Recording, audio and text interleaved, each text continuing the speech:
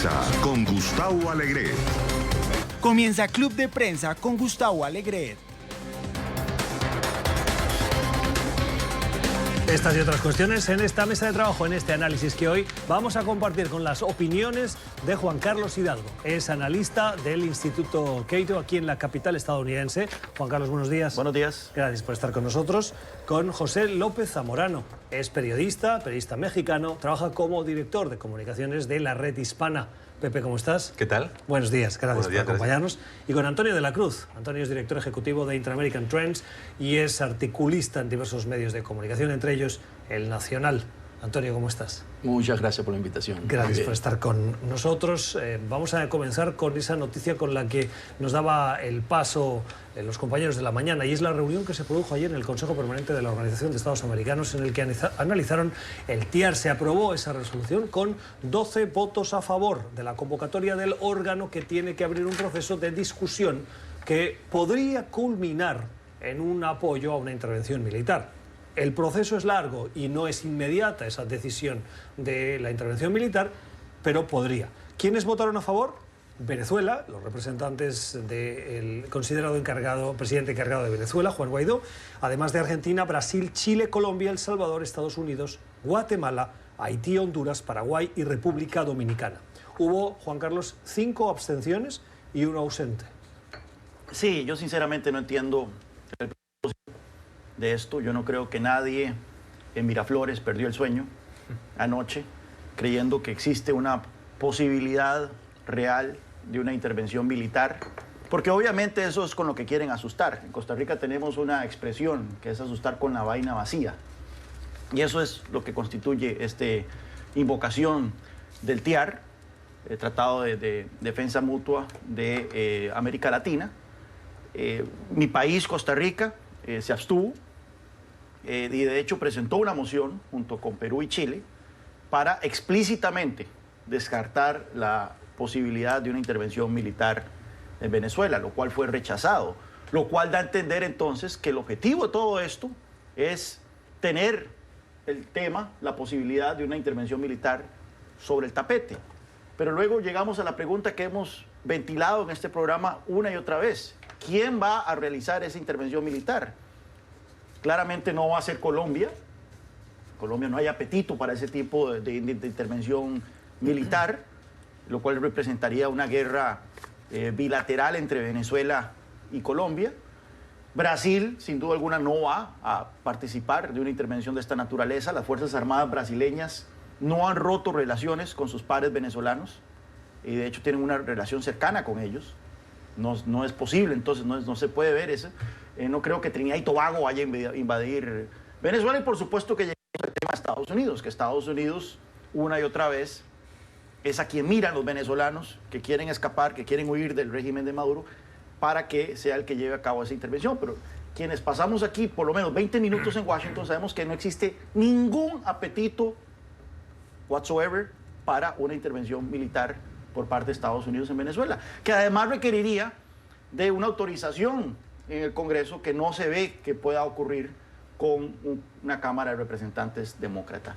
Entonces, lo de ayer fue un monumental saludo a la bandera, o un brindis al sol, como dicen ustedes en la costa, en la península ibérica. No va a tener mayores consecuencias. Yo, hablando con amigos venezolanos, me dicen es que hay que mantener intimidado al régimen. Nuevamente, no creo que absolutamente nadie en el régimen de Maduro crea que sea real una intervención militar después de esta invocación del TIAR. Claro, no es un brindis al sol o un saludo a la bandera, pero una de las consecuencias la apuntabas.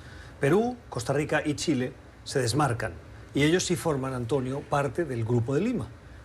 Estos pasos que se están dando están de una manera indirecta contribuyendo a la división, al resquebrajamiento de ese Grupo de Lima, que ha sido el que ha unificado diplomáticamente a la mayoría de países de América Latina con una única voz frente al régimen de Maduro. Sí, podríamos observar que sobre todo Perú, porque Costa Rica también está en el grupo de enlace entre la Comunidad Europea y el gobierno. ¿Se acuerdan cuando se creó la comisión? Costa Rica y Uruguay formaron parte de ese grupo de acercamiento con Maduro, perteneciendo Costa Rica al Grupo de Lima. Perú sí es una señal importante, porque Perú ha venido siendo muy activo. Sin embargo... Bueno, el grupo de Lima. En el grupo de Lima, sí.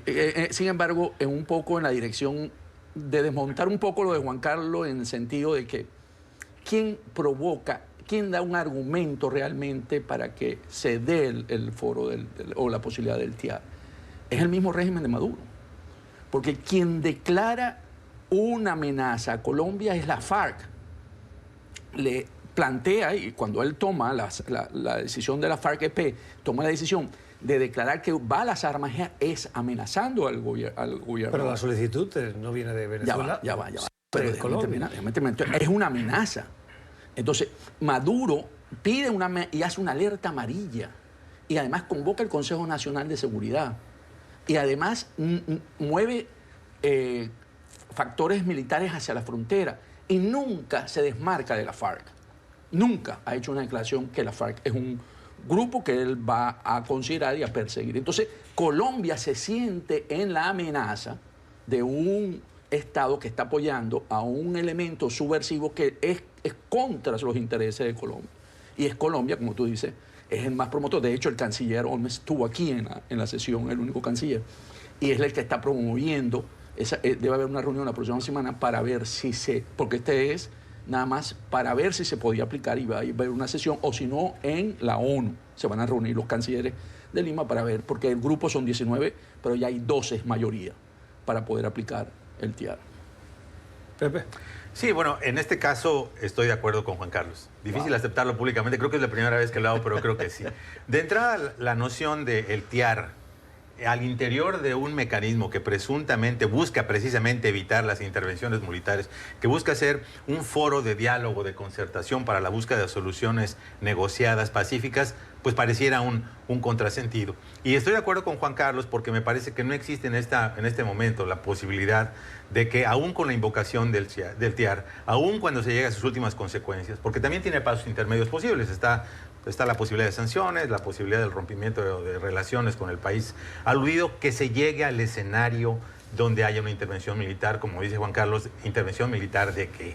Y la presencia de Estados Unidos en esta convocatoria me parece todavía de las más paradójicas, ¿no? Porque siempre están aduciendo el tema de la crisis humanitaria en Venezuela, y no dudo que muchos países tengan legítimas preocupaciones porque es una crisis real, es una crisis seria, pero cuando Estados Unidos en su propio país está adoptando políticas que le niegan el asilo político a decenas de miles de personas que vienen huyendo de la pobreza, la marginación y la inseguridad en Centroamérica, es difícil creer que de buen corazón está legítimamente preocupado por el bienestar de los venezolanos, ¿no? En este caso me parece que esto no va a llegar a ninguna parte. Yo coincido con Juan Carlos también en eso. Creo que es más que nada una jugada para mantener la atención, la visibilidad del tema venezolano, aún aceptando el argumento de Antonio de que, bueno, hubo una provocación o podría haber algún tipo de... ¿Realmente Colombia requiere del apoyo de, no sé, Haití, El Salvador militarmente, en caso que haya algún... Realmente no veo un escenario donde esto tenga una lógica. Lo que pasa es que cuando se producen ese tipo de apoyos hay dos dimensiones. Una, el apoyo militar o logístico, pero el otro es el apoyo para una coalición internacional, que si bien no apoya en el terreno, sí le da un embalaje internacional de... Como la coalición de los dispuestos de Bush, que incluía a Vanuatu y a Costa Rica. Costa Rica fue en esa oportunidad. Costa Rica que no tiene ejército. Entonces, estoy de acuerdo en el sentido de que eso lo que te da es un marco para poder operar sin necesidad de violar supuestamente el derecho internacional. ¿Cómo valoráis?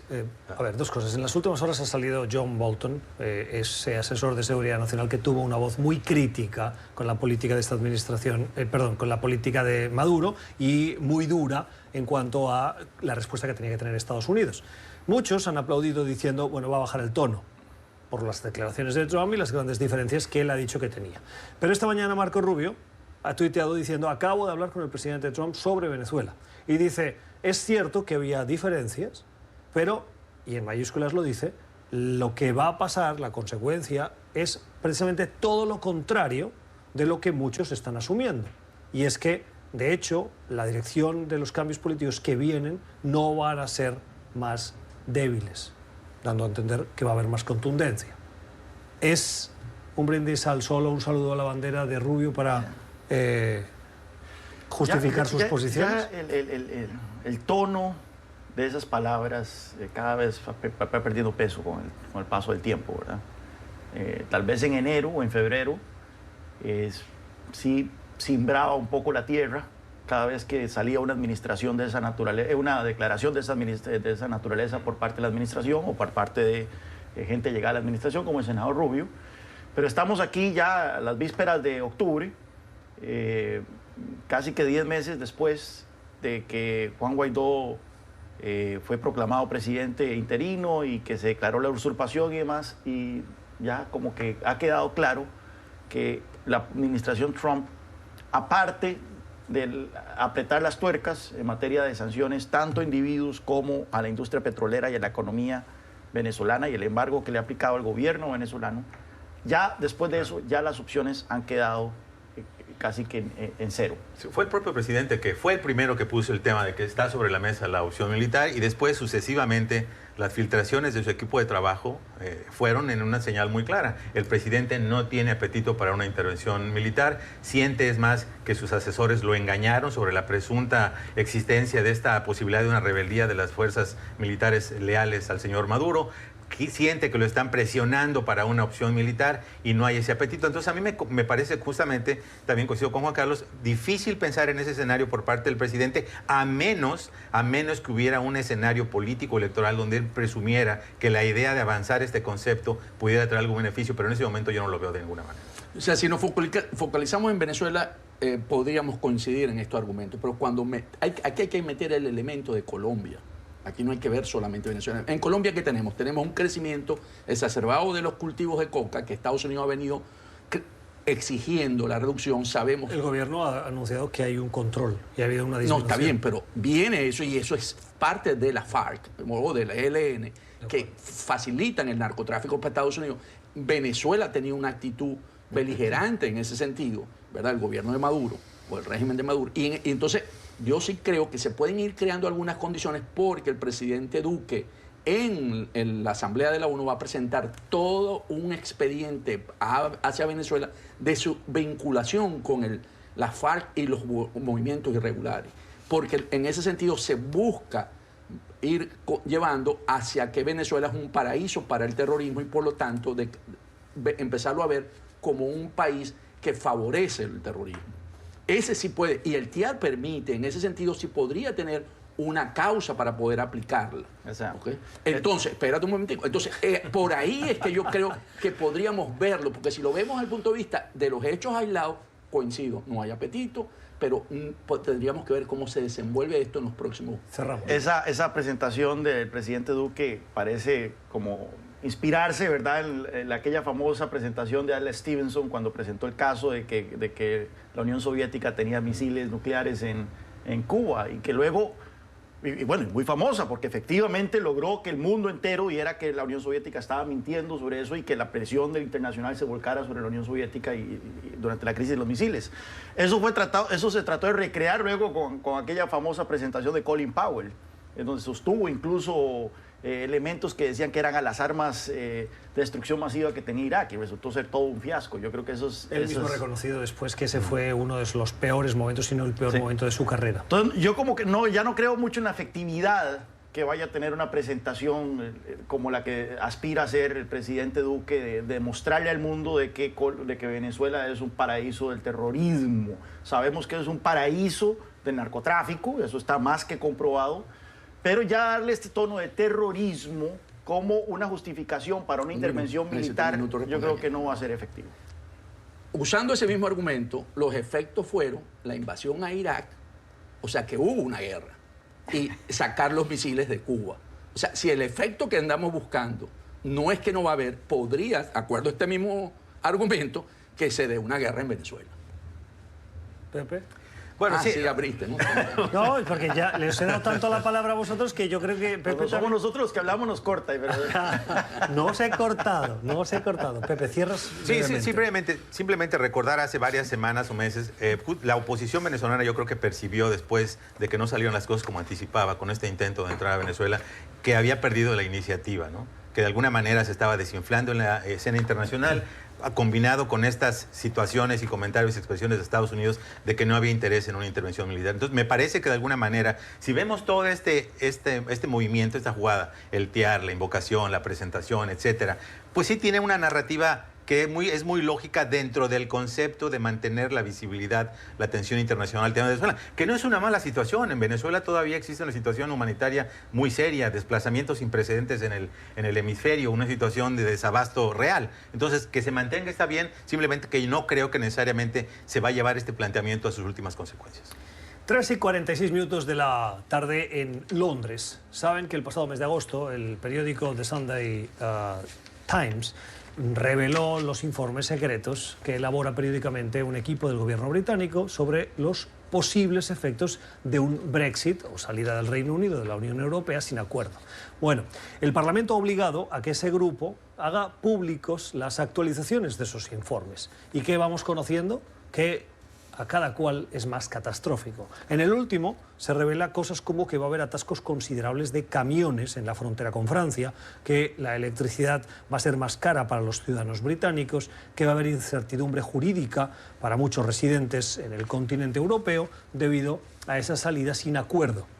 Este es un tema que además a Juan Carlos le apasiona, pero cuando yo veo que el gobierno británico está a favor del Brexit, pero al mismo tiempo altos funcionarios están elaborando estos informes tan catastróficos, lo que me pregunto es si dentro del gobierno británico hay un grupo que está intentando boicotear al mismo primer ministro o si se está creando el caso para un segundo referéndum. No, recordemos que la burocracia, el llamado Whitehall, en la burocracia gubernamental en el Reino Unido es muy profesional, muy independiente. Incluso cuando el primer ministro entra en su residencia en 10 Downing Street, la mayoría de la gente que trabaja en la casa del primer ministro es gente de carrera, oficiales de carrera, de servicio civil, no son nominados políticos o gente designada políticamente. Así que no es que hay un sector del gobierno que esté tratando de sabotear a la administración de Johnson, simplemente es haciendo su trabajo, que es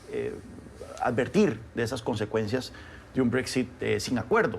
Es interesante porque nuevamente, repito, la encuesta que salió por parte de YouGov hace un par de meses que decía que una mayoría de los miembros del Partido Conservador estaban a favor de un Brexit, aún si mandaba la economía a una recesión, aún si desintegraba al Reino Unido y aún si constituía la desaparición del Partido Conservador. Entonces ya no estamos hablando de que estos informes tengan algún peso en la opinión pública, por lo menos en la opinión pública dentro del Partido Conservador. Estamos hablando de que el Brexit es un tema ya religioso, es un artículo de fe, y por lo tanto no creo que estas advertencias vayan a tener un efecto disuasorio dentro de los votantes o dentro de los miembros del Partido Conservador que llevaron a Boris Johnson. Lo que pasa, Juan Carlos y Gustavo, es que el Partido Conservador se convirtió en el partido del Brexit. ¿Okay? Sí. Entonces, en ese sentido, ellos han asumido esa responsabilidad. Y tenemos que verlo, que a lo mejor estos informes corresponden por la suspensión del Parlamento por casi 4 semanas. Entonces, en ese sentido puede ser que estén apareciendo estos informes, que es cierto, el servicio civil británico es profesionalizado y ellos consideren que es mejor ir colocando esto porque Boris Johnson va a tener que buscar un arreglo por la ley que se aprobó. Bueno, las evaluaciones catastróficas de un Brexit sin ningún tipo de acuerdo no son nuevas, Antonio. En realidad tienen varias semanas que se habían filtrado, que estaban siendo justamente elaboradas y habían sido solicitadas por el propio gobierno. Y obviamente esto va en contra de la narrativa del señor Boris Johnson. Estuve viendo justamente la sesión de Boris Johnson. Estuve viendo la sesión del Parlamento justamente donde había este pandemonio cuando se anuncia el aplazamiento, y es lógico pensarlo. Es decir, hay una polarización política creciente. El hecho de que se le esté acusando a Boris Johnson de haberle incluso mentido a la reina para fundamentar esta suspensión, el hecho de que haya una oposición que está muy molesta por la manera en que están actuando y que probablemente no haya un suficiente tiempo, porque regresarían el 14 de octubre, justamente cuando la Unión Europea estaría decidiendo el destino final, para un debate tan importante sobre el futuro de la nación, hacerlo justamente en el lapso de 2 semanas de manera apresurada, me parece que no fue necesariamente la salida más responsable. Si se atreven a hacer, y con esto tengo que ir a la pausa, una apuesta de si realmente va a haber Brexit duro o va a haber aplazamiento. ¿Cuál creen que será el escenario, Pepe? Yo creo que va a haber un Brexit duro, una salida sin acuerdo. Yo también por la terquedad de Boris Johnson. Ya el Parlamento votó que no puede haber un Brexit Por la duro, ley. por lo menos el 31 de octubre. Entonces, por lo menos el 31 de octubre no va a haber. La opinión de nuestros analistas en este club de prensa de hoy. Vamos a la pausa. Al volver, otras cuestiones de la actualidad.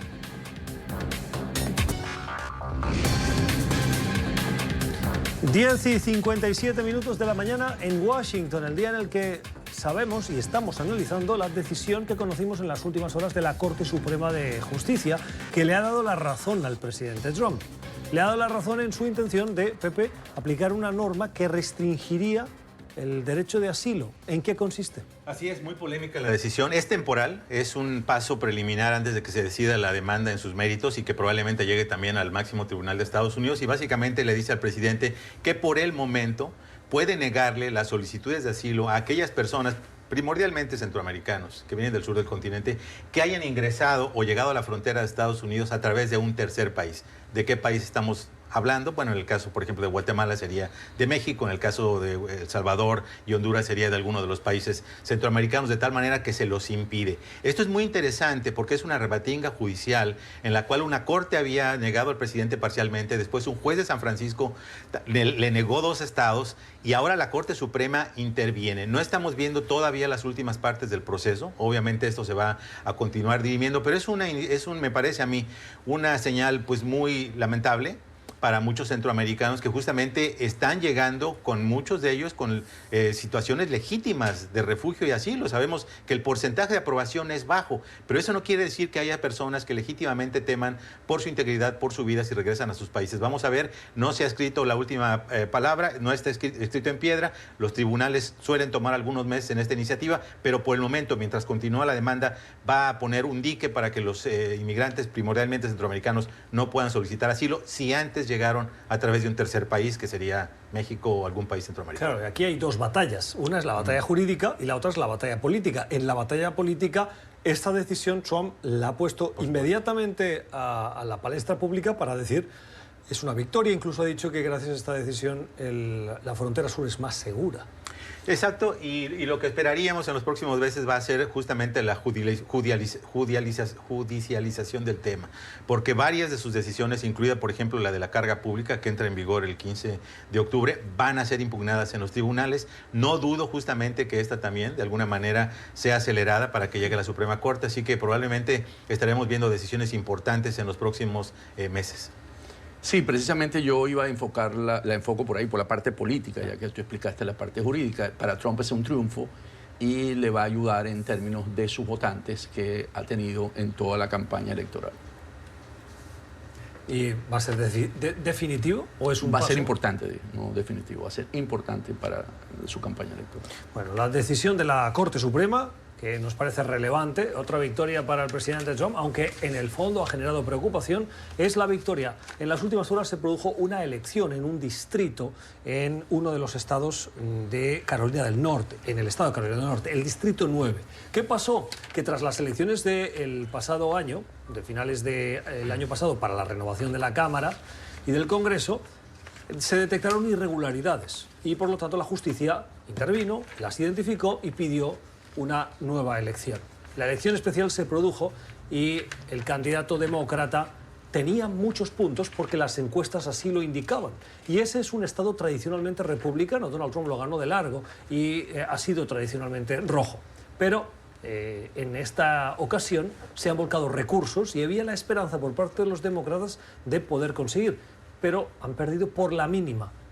La victoria es clara, pero da a entender que los demócratas en zonas suburbanas, que son en muchos casos las que acaban decidiendo las elecciones en los estados, están ganando terreno. Sí, hubiera sido una gran señal de alerta para los republicanos si hubiesen perdido ese escaño, que lo han tenido de los años 60. Pero bueno, hubo una inversión importante de recursos. El presidente Trump incluso estuvo la noche anterior de la elección en ese distrito. El vicepresidente Mike Pence también fue. Y al final lograron sostenerlo dentro de las filas republicanas. ¿Qué tanto augura esto lo que va a ocurrir el próximo año? No sabemos. Hoy vi una encuesta, un dato bastante espeluznante, y es que en este mismo momento de su presidencia, en el primer término, a 13 meses de la elección, la popularidad de Barack Obama era similar a la que tiene Donald Trump hoy en día, lo cual da a entender de que Donald Trump entra a este último año antes de la elección en una posición relativamente, no quiero usar la palabra cómoda, pero relativamente tampoco holgada. ¿Cuál es la palabra para decir que no debería sentirse complacido? ¿Dormirse en los laureles? No, más bien que no debería sentirse angustiado por la manera en que está posicionado de cara a la elección de noviembre. Bueno, yo creo que sería un dato, pero sí hay elementos por los cuales el presidente debería estar preocupado, porque justamente, como decías, Gustavo, la elección confirma que dos segmentos importantes que impulsaron su triunfo en 2018, que fueron específicamente el de las mujeres y los votantes universitarios, están siendo erosionados. Y yo creo, regresando un poco a la pregunta del tema migración, si le funciona o no, yo creo que a Trump no le alcanza simplemente con su base conservadora que ronda el 40% para ganar una elección presidencial, especialmente si tiene un rival demócrata que entusiasme, porque a veces no entusiasma. Y ya sabemos que Hillary Clinton, a pesar de haber sido ave de las tempestades, ganó el voto popular. Sí es una llamada de alerta porque no es un dato aislado. Hay que acordarse que los republicanos perdieron el escaño de Jeff Sessions en Alabama. Estuvieron a punto, muy cerca de perder el escaño senatorial en Texas, en la campaña entre Beto O'Rourke y Ted Cruz. Perdieron Virginia, es decir, hay muchos elementos que apuntan en la dirección de que hay segmentos muy importantes de ese electorado que antes apoyaron a Trump que se le están escapando. Quizá tiene razón Juan Carlos, no es el momento de un estado de pánico todavía, pero sí Trump creo que tendría que preocuparse y especialmente poner atención a aquellos aspectos que podrían agravar la situación económica interna, la posibilidad de una recesión, las secuelas de lo que haga con China, por ejemplo, que eso podría, sí, hacerle mucho más mella cuando los estadounidenses se metan las manos en el bolsillo, haya menos empleo, haya costos más altos, haya mayor inflación, y eso sí podría erosionar más su base de apoyo. La derrota de McCready es importante porque él hizo una gran campaña electoral y hubo muchos recursos. ¿Qué pasó con el Partido Republicano? El Partido Republicano utilizó este distrito como una prueba piloto porque fue atacado por el lado del socialismo. Y precisamente por eso se refuerza y va Trump y va el vicepresidente. Fue toda una campaña dirigida a que él representaba la parte del socialismo y cómo eso iba a afectar, que produjo los resultados, aunque fue muy cerrado, pero estaban perdiendo hace unas semanas anteriores. Entonces, ¿qué muestra esto? Que si bien es cierto, él va acumulando experiencias que le van a ir funcionando para la campaña. Entonces, ahí se probó otra vez que arrinconar a los demócratas a un concepto socialista les perjudica, y fue una demostración de lo que ocurrió ayer. Y claramente la reelección de Trump no va a depender de un solo factor, va a depender de quién es el rival, y el tema del socialismo va a ser un tema que va a jugar Aquí fue probado. No, pero estaba escuchando un argumento muy interesante de John Kasich, el gobernador republicano de Ohio, donde decía, bueno, es que McCready no necesariamente es el perfil del demócrata de ahorita, ese súper socialista, progresista, que quiere acabar con Medicare para todos y... Por eso, en este caso, más bien es centrista, o sea, es un demócrata otro tipo de demócrata sureño, que también podría beneficiarles a los republicanos para ganar en números, pero no necesariamente van a tener entonces la cohesión en la Cámara que quisieran, porque ya hemos visto cuando los demócratas han tenido incluso mayorías, pero tienen un grupo de demócratas demasiado conservadores, digamos, no necesariamente sacan adelante su agenda política. Oigan, hoy hay debate, hoy hay tercer debate demócrata de los que buscan la aspiración a la nominación del partido. Hay 20 candidatos, pero 10 han conseguido superar esos límites que les pone el partido, que se conocían de antes: 130.000 donantes individuales en 20 estados, superar en al menos 4 de encuestas nacionales reconocidas por el partido el 2% de intención de voto. Esta mañana veía unos datos que analizaba Real Clear Politics, tomando encuestas de todo el país. Y la gran ganadora de este proceso de primarias que llevamos es Elizabeth Warren. Tiene un incremento de entre el día junio 11 y septiembre 11 de más del 9%. Biden ha caído. Si bien Biden en el cómputo total de favorabilidad va por delante, vaya junto cabeza con Elizabeth Warren y Bernie Sanders un poquito por detrás. ¿Qué tenemos que esperar del debate de hoy? ¿Qué dirían que todo tiene que el salir? mundo estaba esperando el momento en que Elizabeth Warren y Bernie Sanders rompan fuegos entre el uno con el otro, ¿verdad? Porque están compitiendo por el mismo voto. Hasta el momento no se han atacado, pero ciertamente si la dinámica continúa, el voto de Bernie Sanders es muy sólido, parece no estarse moviendo. Elizabeth Warren sí va subiendo, pero parece que va subiendo a expensas tal vez de Kamala Harris o de otros candidatos más pequeños. Kamala Harris, en el gráfico que hemos puesto en pantalla, está igual, subió por el buen, el buen hacer del debate, pero ha vuelto al mismo. Sí, vemos, o sea, posición. falta mucho todavía. También de las primarias republicanas del 2012 vimos que varios candidatos subían y bajaban, y eso es como un ascensor. Pero aquí el punto va a ser el grado de convicción de los demócratas de que no solo se tienen que contentar con un candidato que le vaya a ganar a Trump, sino que también pueden tener un candidato que va a dar esta transformación estructural, y estoy usando los términos de Elizabeth Warren, que requiere la economía estadounidense. Yo creo que, por lo menos lo que yo estoy viendo, es que los demócratas en un principio estaban muy conservadores, diciendo, no, la misión número uno es derrotar a Trump, y no importa si vamos entonces a elegir a un ex vicepresidente de 77 años que ha estado en la política desde que tiene 30 años, y que no tiene una agenda discernible, agresiva, que necesariamente coincida con los temas que nos apasionan. Ahora se está moviendo a abiertamente coquetear con la idea de nominar a una candidata, y me refiero a Elizabeth Warren en particular, que sí está prometiendo todos estos temas, todo el red meat, la carne roja, ¿verdad?, que los progresistas están demandando, aunque son vegetarianos. Cuando habla de esa encuesta, habla de esa encuesta, hay tres realmente los que están arriba, que son Warren, la senadora, Sanders, Bernie y... Claro, esas son las encuestas. Lo que hemos mostrado es precisamente la comparativa de encuestas nacionales de cómo han evolucionado. Ellos son los tres que se mantienen. Hay una gran diferencia entre esos Warren tres. Ha subido. Por eso dije Warren. Casi un 10%. Dije Warren, puntos porcentuales. Bernie y el vicepresidente. Esos tres se mantienen ahí y los otros están muy rezagados. O sea, pareciera que se está concentrando... Son los únicos que tienen 2 dígitos. 2 dígitos, esa es la palabra correcta. Entonces, ¿qué tenemos? Tenemos que vamos a ver esta noche vamos a ver que el presidente Biden debe despertar, porque se le ha venido atacando de que ha tenido errores en cuanto a su narrativa, a su relato. Entonces él va a tener que ver cómo él logra salir de esos que le vienen marcando que no es el candidato, y la senadora, ¿verdad?, Warren ha venido mostrando mucha consistencia, es muy constante en su mensaje, en su trabajo.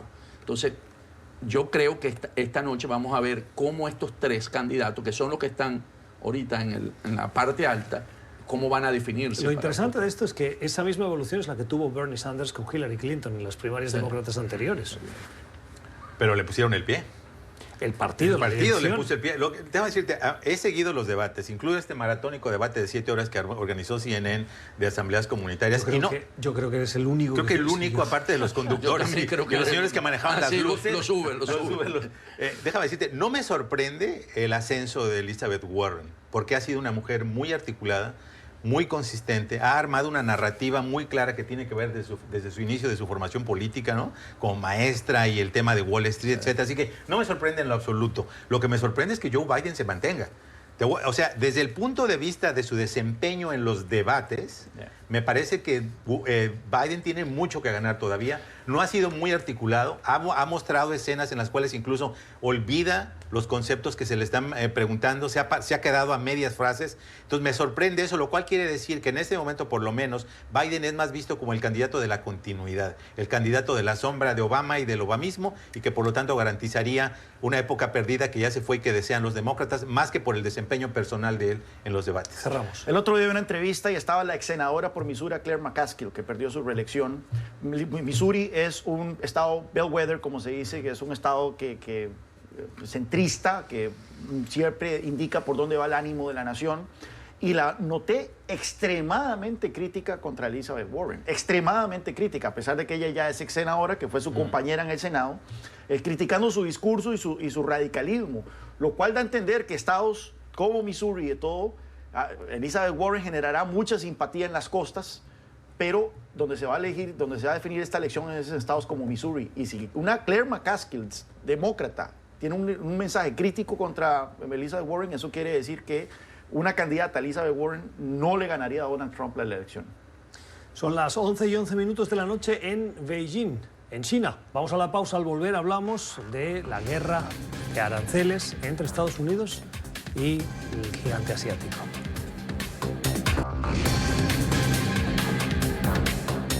Guerra comercial de aranceles entre China y Estados Unidos. Esto no es noticia más allá, o sea, al menos inmediata, más allá de lo que hemos ido explicando. ¿Qué ha pasado en las últimas horas? Que China ha decidido no aplicar o retirar de la lista de productos que sí iban a ser impactados por ese arancel del 25% a algunos productos tales como medicamentos, lubricantes o pesticidas. Es, dice Donald Trump, un gesto de buena voluntad en esa negociación tensa que mantienen los dos países. Fuera de esta lista, recuerden que hay como 5.000 productos, ha sacado algunos, son muy pocos, pero en esa lista de productos que sí van a ser impactados por esos aranceles hay otros importantes como por ejemplo la soja o el cerdo. Parece que China hace un gesto, aunque pequeño, que le da una vía de salida, Antonio, al presidente Trump para rebajar sus amenazas y avanzar en la negociación. Sí, no llega todavía a firmarse la pipa de la paz, ¿verdad? Si vemos que es una guerra. O sea, si lo estás enfocando como una guerra, no llega. ¿No es una guerra comercial? Sí. No llegan a firmar, no llegan, enfocándolo como una guerra, a fumar la pipa de la paz, sino que se dan como lo que dicen ellos, un gesto, ¿verdad? Un gesto de buena voluntad. O sea, yo te voy a evitar hasta el próximo año, además. Le sostiene esto hasta el 16 de septiembre del 2020, pero no incluye, como dijiste tú, ni soja, ni cerdo, ni los automóviles, que son importantes productos para los Estados Unidos.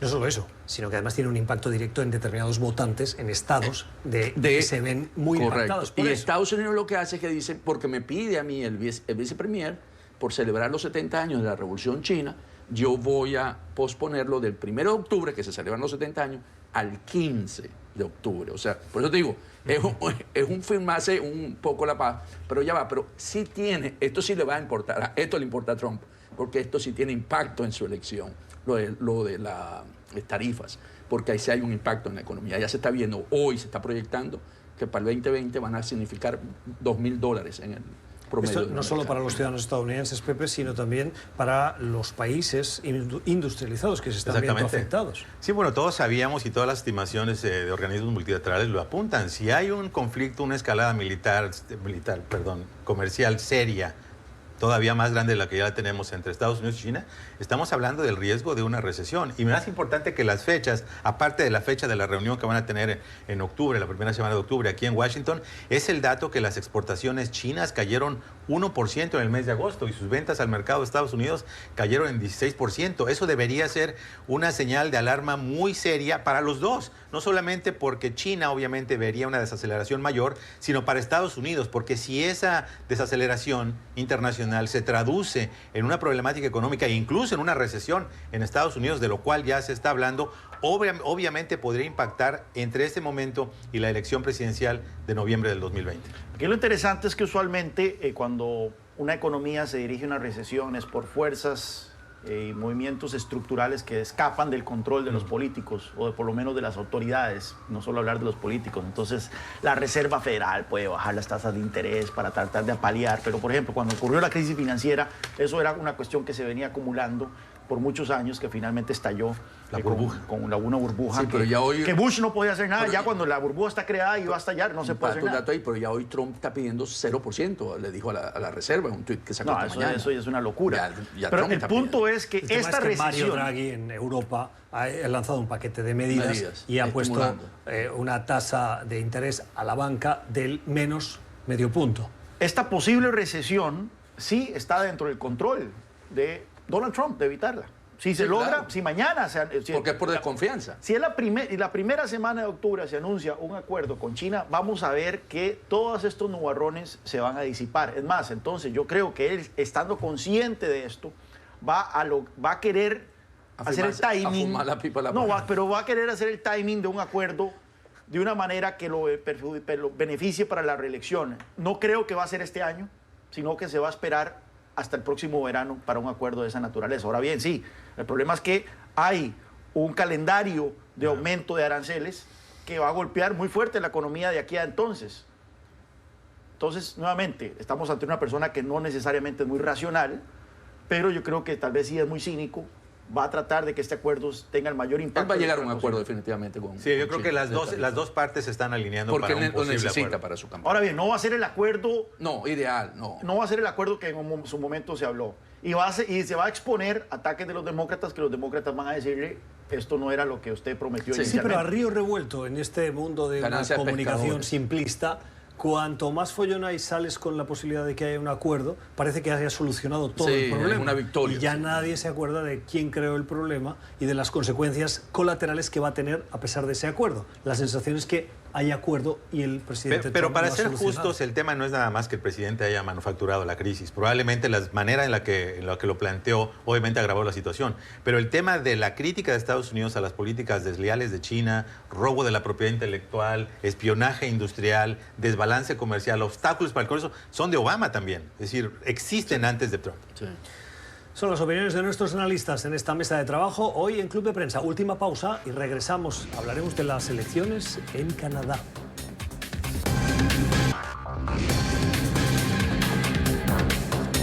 Y 27 minutos en Ottawa, en Canadá. El primer ministro canadiense, Justin Trudeau, ha disuelto el Parlamento como paso previo necesario y así establecido para poder convocar las elecciones, que serán el 21 de octubre, y en este interín que haya campaña electoral. ¿Cómo las afronta Trudeau? Bueno, llama la atención de que Trudeau se ha forjado una imagen muy fuerte y positiva alrededor del mundo, como un primer ministro bastante telegénico, carismático, que ha avanzado la imagen de un Canadá progresista, un Canadá liberal, un Canadá abierto al mundo.